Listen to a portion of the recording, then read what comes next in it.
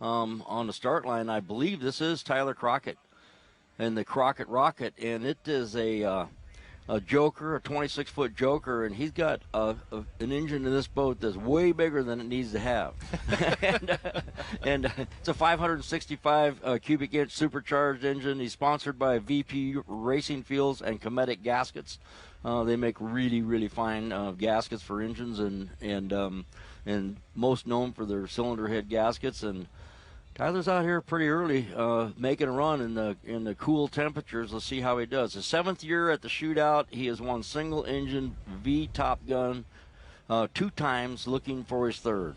And this is Tyler coming up on the fast diesel fuel system starting line, and you can see the flags usually, right, when we come through this entryway? Right, and you can see that he got a green flag and accelerating. You can see he's got zoomy pipes coming out of the back. There's no hatch on the motor, so he's basically like a drag racing motor in this, and there's a few bumps in the course now that I see he's coming down, but he's accelerating, and now that he's out there doing this, and a little bit of chine walk going too. He's going to have to get control of that to make sure he's got his speed right. He's not having a great run. And first actually leaving the water, he got a 4% of chine walk, and he's going to put it over if he's not careful.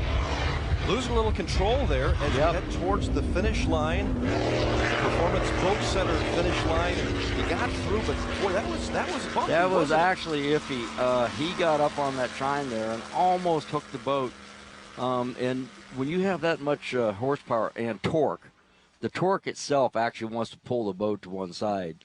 And it's a single engine boat, and you're trying to counterbalance the torque of the engine with the torque of the prop, going actually in the opposite directions. But the conditions there, if you look here on the rerun, he not only had a chine walk going, but he had a porpoise going, and the boat kind of he's trying to correct it. Wow. That was really close to losing the boat right there. That's a little scary if you're driving that boat. Bud Light Seltzer replay.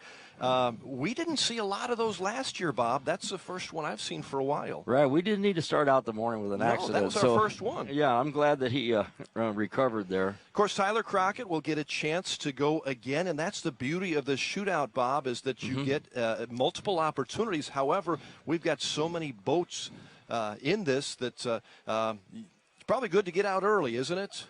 It is good to get out early, but I think that we have conditions that are not quite as smooth as I thought they would be. As you see Tyler taking his helmet off and probably going, wow, that was close. 113 miles an hour. 113 miles an hour, and when you're going that fast, and we will see certainly much faster than that today, but 113 miles an hour, that's moving along, and if you have problems, that accentuates it, doesn't it? The boat is capable of going faster than that with the power if you can control it.